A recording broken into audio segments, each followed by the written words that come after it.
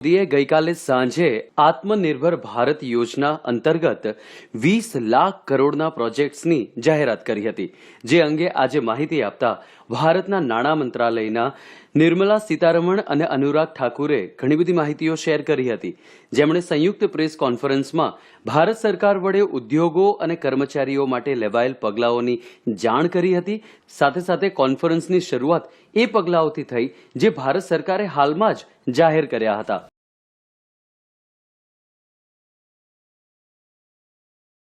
कोविड-19 में देश और दुनिया के सामने बहुत सारे संकट खड़े किए और इन चुनौतियों के समय में भी भारत के यशस्वी प्रधानमंत्री आदरणीय मोदी जी अवसर देखते हैं और कहीं ना कहीं पिछले कल का उनका जो देश के प्रति संबोधन था उसमें स्पष्ट तौर पर दिखता है कि आत्मनिर्भर भारत बनाने के लिए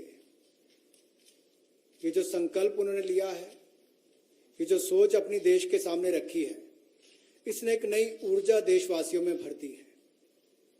जहां अपने घरों तक सीमित थे लोग, आज वो आत्मनिर्भर भारत बनाने के इस संकल्प में जुड़ने जा रहा है और संकट में अवसर देख रहा है. और शायद यही कारण है कि दुनिया के मुकाबले अगर भारत का देखा जाए तो इस लड़ाई में बहुत अच्छे कदम रहे.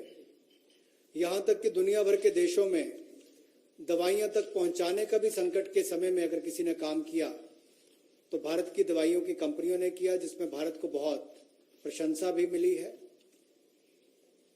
यही नहीं, सबसे पहले कोविड-19 को चलते मोदी सरकार ने जो पहला कदम उठाया वो प्रधानमंत्री गरीब कल्याण योजना के रूप में लेकर आए कि देश के गरीब को भूखा ना रहना पड़े, उसको कोई दुख तकलीफ ना हो.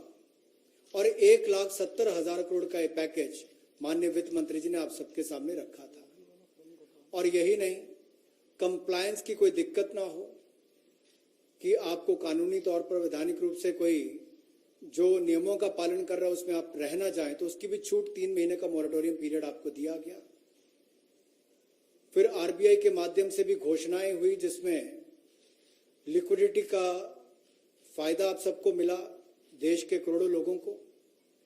तो मेरा मानना यह है कि रिफॉर्म्स की जब माननीय प्रधानमंत्री जी बात करते हैं कि आत्मनिर्भर भारत हमने बनाना है, तो उसके 5 स्तंभ की उन्होंने बात की है, 5 पिलर्स की बात की है, जिसके विस्तार में उल्लेख माननीय वित्त मंत्री जी ने किया है. मैं एक बात इसमें और कहना चाहता हूं कि ये जो हम इकोनॉमी की बात करते हैं, अर्थव्यवस्था की बात करते हैं, पहला स्तंभ आधारभूत ढांचा हमारा ऐसा हो जो आधुनिक हो. और यही नहीं, हमारे सिस्टम जो है वो 21वीं शताब्दी में हमें विश्व गुरु बना सकें, उस लायक हम बनाएं.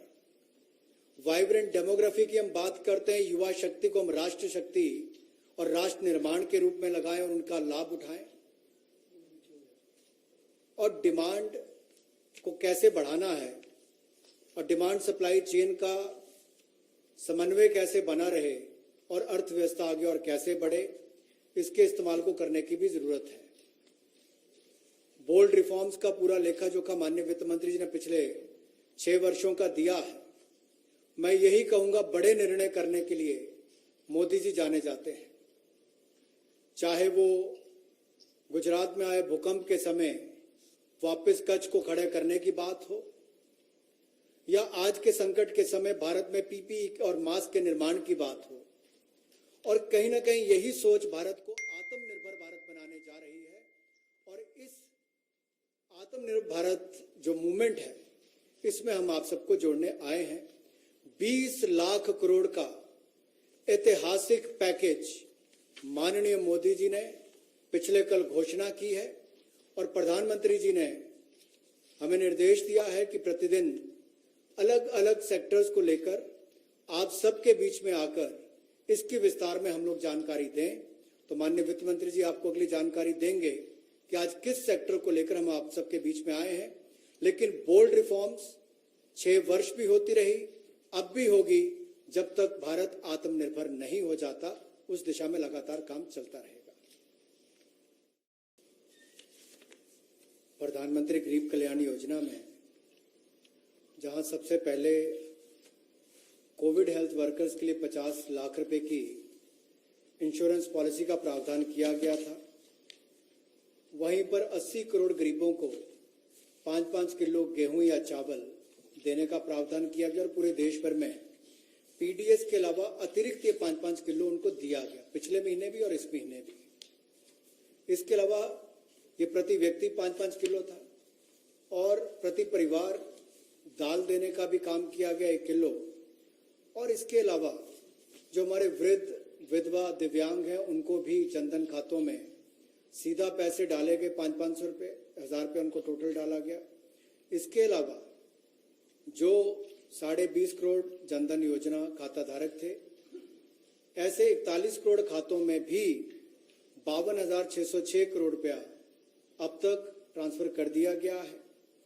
8 करोड़ उज्ज्वला योजना के जो उपभोक्ता हैं उनको मुफ्त में 3 महीने 1-1 सिलेंडर देने की बात हुई थी, जब तक उनको सिलेंडर की आवश्यकता है। उसकी प्रक्रिया भी शुरू हो गई और दे भी दिए गए। यहां तक कि जो पीएम किसान के लिए भी 2,000 रुपया ऐसे करोड़ों किसानों के खातों में उसको ट्रांसफर कर दिया गया। तो जितनी घोषणाएं उस पीएम गरीब कल्याण योजना के अंतर्गत की गई थी, उन पर सारे कदम भारत सरकार द्वारा उठाए गए और करोड़ों भारतीयों को इसका लाभ माननीय प्रधानमंत्री नरेंद्र मोदी जी के माध्यम से मिला है। जहां तक व्यापारी वर्ग की बात है, आम आदमी की बात है, कंप्लायंस का बर्डन उसके ऊपर ना आए, घर से बाहर नहीं जाते थे, तो उसके सामने जो संकट था कि वो कैसे समय सीमा रहते अपनी कंप्लायंस पूरी कर सके, उसमें भी उसको छूट दी गई और उसको भी 3 महीने आगे बढ़ाया गया, जिससे उसको लाभ मिला है। आरबीआई ने भी जो महत्वपूर्ण घोषणाएं की, उससे लाखों करोड़ रुपए की लिक्विडिटी मार्केट में आई है, जिससे पूरे देश को लाभ मिला है। और इसकी जानकारी आप सबके सामने पहले भी रखी है, केवल आज एक बार फिर आपके ध्यान में लाने की जरूरत पड़ी तो उसको किया है। एक जो मीडिया के माध्यम से हमारी जानकारी हमें मिली और जो वीडियो कॉन्फ्रेंस और बाकी सब वार्तालाप बाकी लोगों से हुआ, मध्यम, सूक्ष्म, लघु उद्योग, कुटीर उद्योग, घरेलू उद्योग जो है, इन सब के सामने बहुत बड़ी मुसीबत थी कि पैसों की भारी कमी थी। इन सब के लिए क्या किया जाए, ये भारतीय अर्थव्यवस्था की रीढ़ है। ये जो हमारा सूक्ष्म, लघु, मध्यम उद्योग है, कुटीर उद्योग है, गृह उद्योग है, इन सबका एक बहुत महत्व है। 12 करोड़ से ज्यादा लोगों को ये रोजगार देते हैं। तो ऐसे कारोबार और व्यापार करने वाले, विशेष तौर पर एमएसएमई सेक्टर जो है, इसके लिए आज एक बहुत बड़ी घोषणा है कि collateral free automatic loan 3 lakh crore रुपए का मध्यम, सूक्ष्म, लघु, कुटीर और गृह उद्योग को मिलेगा। इसमें किसी को अपनी ओर से कोई गारंटी, कोई कोलेटरल देने की आवश्यकता नहीं है और इसका समय सीमा भी 4 वर्ष की होगी और पहले 12 महीने यानी कि पहला 1 वर्ष उनको प्रिंसिपल रीपेमेंट नहीं करना पड़ेगा, इनके मूलधन का चुकाना नहीं पड़ेगा, मूलधन को नहीं चुकाना पड़ेगा और 12 महीने की इस पे छूट रहेगी और 4 वर्ष के लिए उनको ऋण दिया जाएगा। तो 3 लाख करोड़ रुपए का ये ऋण, ये हमने बगैर किसी गारंटी, बगैर किसी कोलेटरल के भारत के मध्यम, सूक्ष्म, लघु उद्योग, कुटीर और गृह उद्योग के लिए मोदी सरकार ने करके दिया है। तनाव में जो सूक्ष्म, लघु, मध्यम उद्योग या कुटीर या गृह उद्योग है, उनकी इन परिस्थितियों को देखकर गौण कर्ज या अधीनस्थ ऋण के रूप में 20,000 करोड़ रुपए का प्रावधान इन स्ट्रेस्ड एमएसएमईज के लिए किया गया है, ताकि इनकी जो कमी आती थी उस कमी को दूर किया जा सके।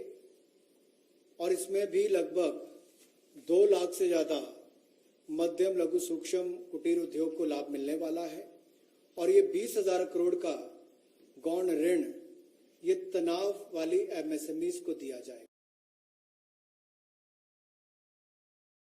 मध्यम लघु सूक्ष्म उद्योग अच्छा कर रहे हैं, विस्तार करना चाहते हैं, आगे बढ़ना चाहते हैं, लेकिन उनके आकार को बढ़ाने की, क्षमता को बढ़ाने की सुविधाएं नहीं मिल पाती थी, तो उसके लिए फंड्स ऑफ फंड्स का प्रावधान किया गया है और इस फंड्स ऑफ फंड्स के माध्यम से 50,000 करोड़ की इक्विटी इन्फ्यूजन होगी, ये हम करने जा रहे हैं।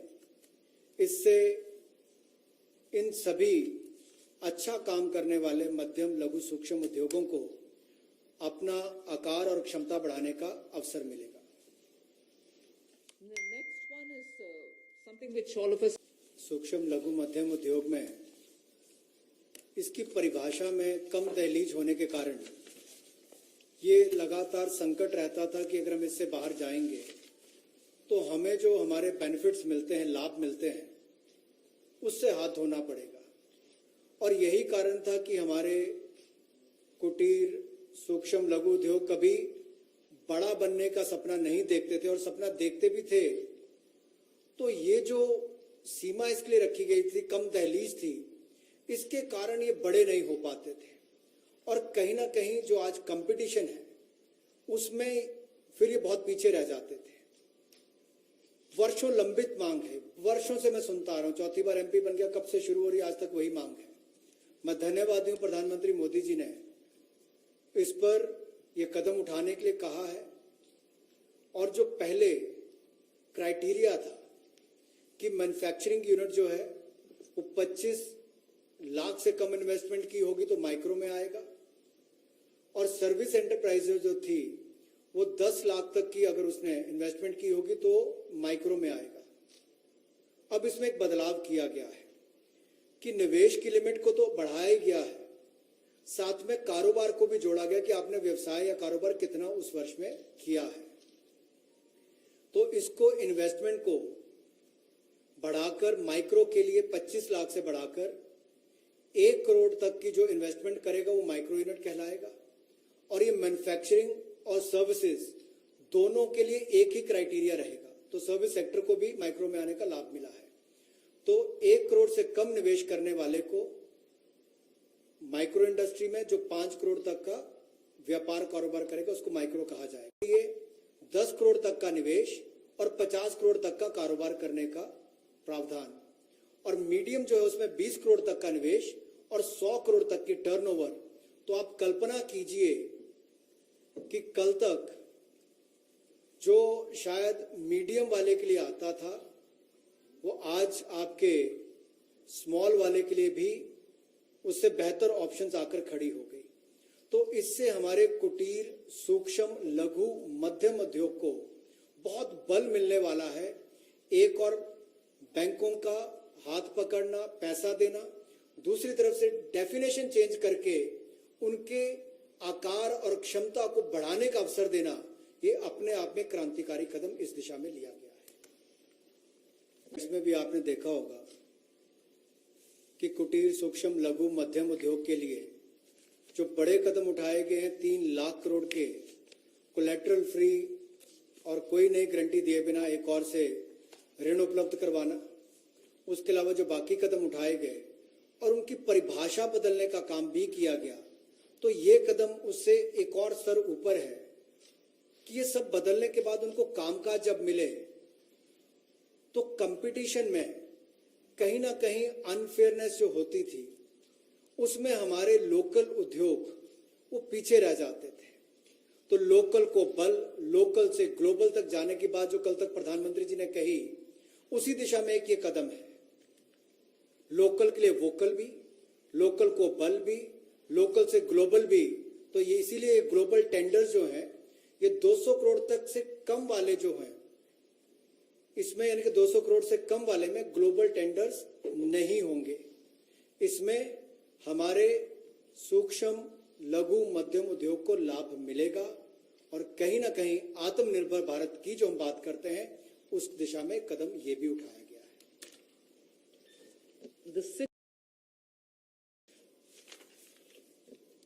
इसी तरह से एक बार फिर कुटीर, सूक्ष्म, लघु, मध्यम उद्योग के लिए ये जो चुनौतियां कोविड-19 के समय शुरू हुई कि घरों तक सीमित होना पड़ा और आप कहीं जाकर सामान बेचने में दुविधा आती थी, तो ई मार्केट लिंकेज करने की बात की, क्योंकि ई कॉमर्स का आजकल जमाना भी आया है, वो भी होगा। और इसके अलावा व्यापार मेलों में कैसे वो इन्वॉल्व हो सके, उनका शामिल होना हो, प्रदर्शनियों में उनकी पार्टिसिपेशन हो सके, इसके लिए कदम उठाए जाएंगे। और जो हमारे सार्वजनिक केंद्र उपक्रम है, उसमें जो अगर उनके कोई पेंडिंग पेमेंट्स है, सरकारी है या पीएसयूज में है, उनको भी अगले 45 दिनों में बल देकर वापस उनकी पेमेंट हो, ऐसा प्रयास किया जाएगा ताकि जल्द से जल्द उनकी पेमेंट हो, ताकि उनको राहत मिल सके। I now move to talking about the EPF. You were aware during the Pradhan Mantri 1,70,000 crore के प्रधानमंत्री गरीब कल्याण पैकेज में एक सुविधा दी गई थी कि ईपीएफ जो है, प्रोविडेंट फंड जो है, वो 12% जो कर्मचारी उसका भी और जो नौकरी देने वाला उसका भी 12% भारत सरकार देगी। और ये पहले 3 महीनों के लिए हमने किया था, जिसकी भुगतान कर भी दिया गया पहले 2 महीनों के लिए, और इसको अगले 3 महीने और बढ़ा दिया जाएगा।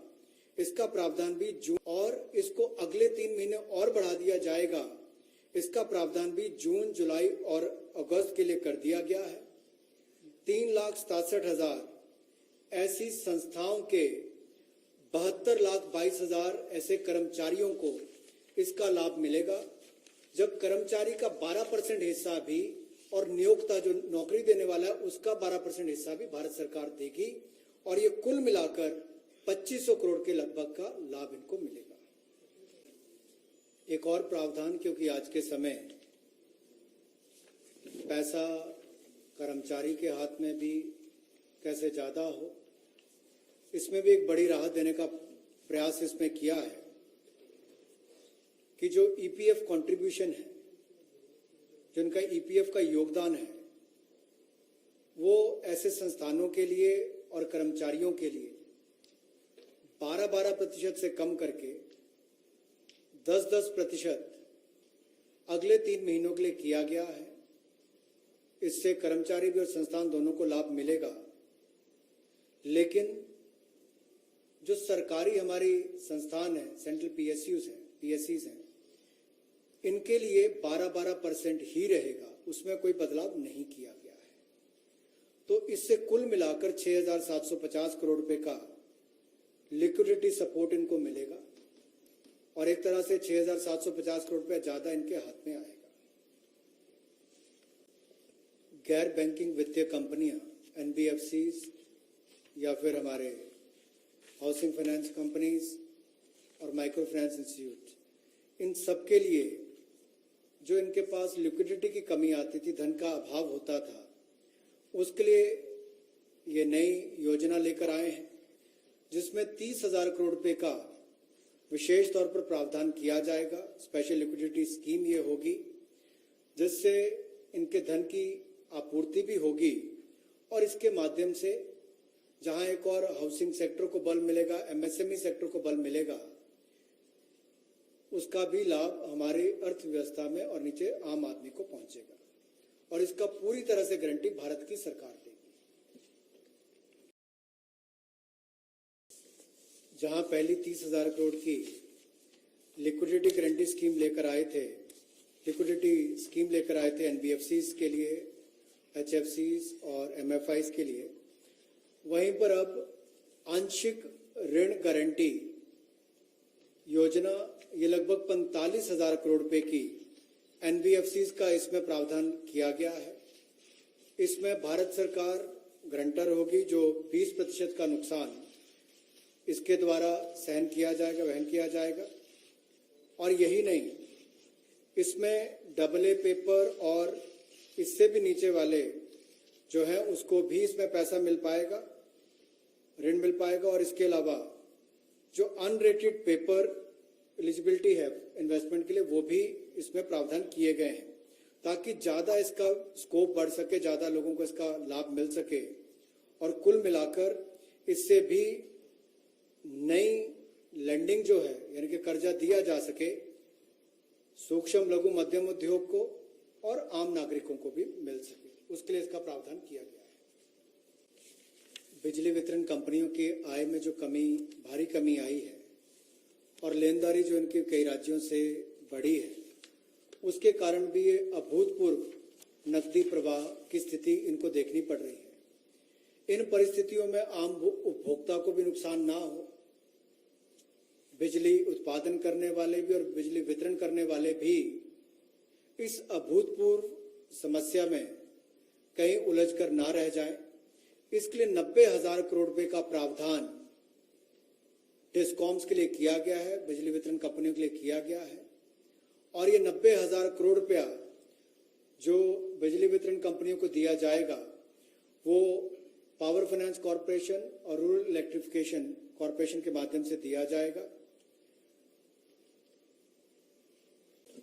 जहां एक और पहले 200 करोड़ तक के टेंडर्स ग्लोबल नहीं होंगे, एक वो राहत दी गई। अब उसके बाद जो अभी काम हमारे कॉन्ट्रैक्टर्स कर रहे हैं देश भर में, चाहे वो रेलवेज का हो, सड़कों का हो, हाईवेज का हो, सेंट्रल पब्लिक वर्क्स का हो, अलग अलग डिपार्टमेंट्स के हो, क्योंकि कोविड के कारण ये समस्या खड़ी हुई, तब उनको 3 महीने से ज्यादा 6 महीने तक की राहत इसमें दी जा सकती है एक्सटेंशन के रूप में, ताकि उनको कोई खामियाजा ना भुगतना पड़े। और जो ऑब्लिगेशंस थी उनकी, उसके कारण दिक्कत आ सकती थी, इसलिए प्रावधान किया गया है ताकि मुकदमेबाजी या बाकी सब ना हो और मानसिक रूप से भी ठीक रहे और अच्छा काम करके समय पर पूरा कर सकें। तो 6 महीने तक की इनको राहत दी गई। और यही नहीं, जो पीपीपी कॉन्ट्रैक्ट है उसमें भी जो कंसेशन पीरियड है उसमें भी ये राहत 6 महीने तक की दी जा सकती है, पर मैक्सिमम जो है 6 महीने तक हो सकता है। केस टू केस मैटर करेगा। और जो सिक्योरिटी दी जाती थी पार्शियल, उसको रिलीज किया जा सकता है आंशिक रूप से। मान लीजिए मैं कोई ठेका लिया है, 70% किसी ने काम किया और उसके एवज में उसकी आंशिक रूप से वो बैंक गारंटी को वापस किया जा सकता है, ताकि उसके पास और लिक्विडिटी और काम करने के लिए आ सके। एक बहुत बड़ी राहत इस तरह से कॉन्ट्रैक्टर्स को भी देश भर में देने का एक प्रावधान किया है। 80% की होगा तो उसके अनुसार, 60% की होगा तो उसके अनुसार, लेकिन कुल मिलाकर उसके पास पैसा ज्यादा है ताकि वो कामकाज में उसको कहीं दिक्कत ना आए। कोविड-19 का प्रभाव हमारे रियल एस्टेट प्रोजेक्ट्स पर भी पड़ा होगा और इसके लिए ही ministry of housing and urban development ये राज्य की सरकारों को और यूटीज को एडवाइस भी करेगी कि उनकी जो रेगुलेटरी अथॉरिटीज हैं वो एक प्रावधान करें कि जो रजिस्ट्रेशन और कंप्लीशन डेट है उसको सुओ मोटो 6 महीने तक आगे बढ़ा दिया जाए और इसकी जो 25 मार्च तक जो एक्सपायरी डेट थी यानी कि उसको 6 महीने तक आगे बढ़ा दिया जाए और इसमें कोई इंडिविजुअल एप्लीकेशंस मंगवाने की आवश्यकता नहीं है। जो 25 मार्च तक थी उसको वैसे ही 6 महीने तक का आगे विस्तार कर दिया जाए, उसको आगे अवधि को आगे बढ़ा दिया जाए। रेगुलेटरी अथॉरिटीज को भी यही अनुरोध किया गया है और इसमें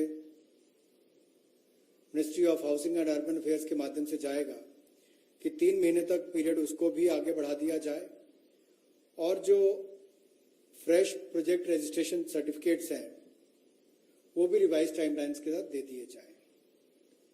तो इसी तरह से रेरा के अंतर्गत जो टाइमलाइंस है उसको आगे बढ़ाने की जो बात कही गई है इसमें विस्तार में कही। जो टीडीएस रेट्स हैं वो सभी नॉन सैलरीड पेमेंट वालों को, रेजिडेंट्स को, और टीसीएस रेट जो है उसमें 25% की कटौती की गई है फाइनेंशियल ईयर 2020-2021 के लिए और इससे 50,000 करोड़ रुपए का लगभग लाभ आम जनता को मिलने वाला है। यानी कि अगर मेरा 100 रुपया बनता था तो मैं 100 रुपये की बजाय अब 75 रुपये दूंगा और उसमें 25% की कटौती की गई है। तो एक बहुत बड़ी राहत कार वेतनभोगी इन सबके लिए non salaried payment to residents इनके लिए की गई है।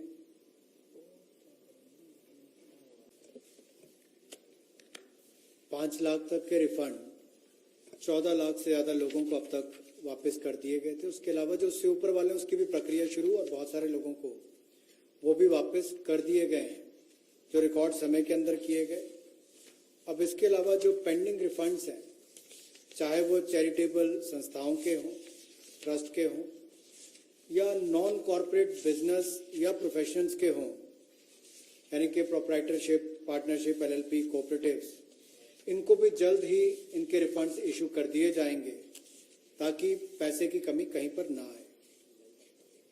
इनकम टैक्स की रिटर्न के लिए जो ड्यू डेट थी वित्तीय वर्ष 2019-20 के लिए,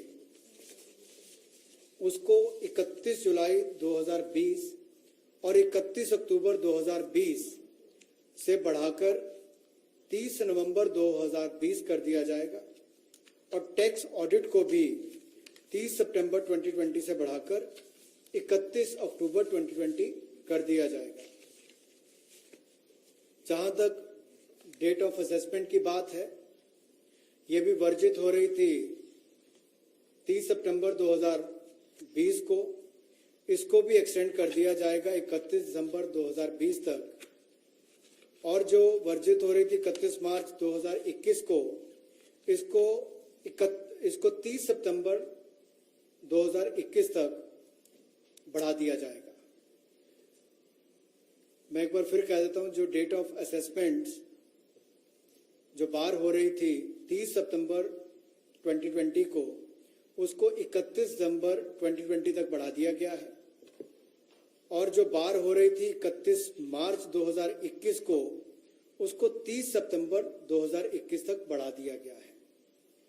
विवाद से विश्वास स्कीम बजट के समय भी हम लाए थे, लेकिन इन अभूतपूर्व परिस्थितियों के चलते इसको भी, जिनको पेमेंट करनी है, कोई अतिरिक्त पेमेंट ना किए बिना, एडिशनल अमाउंट दिए बिना, इसको 31 दिसंबर 2020 तक एक्सटेंड कर दिया गया है ताकि आप 2020 31 दिसंबर तक पेमेंट कर सकते हैं। उसमें आपको कोई अतिरिक्त पेमेंट नहीं करनी पड़ेगी।